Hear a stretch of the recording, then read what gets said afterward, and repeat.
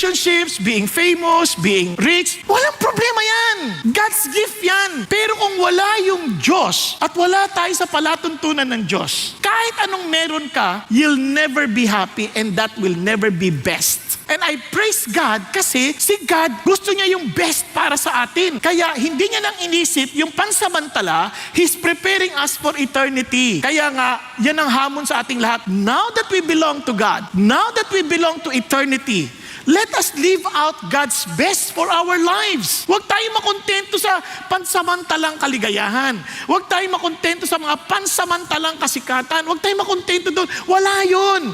Ang pinaka-importante that one day when you face Jesus, He will welcome you and say, "Come, enter into my rest." Diba, ang sarap ng ganung pakiramdam. After all the challenges that we're facing in this world, biglang sasabihin sa'yo ng Lord, "Come on, son, welcome and enjoy."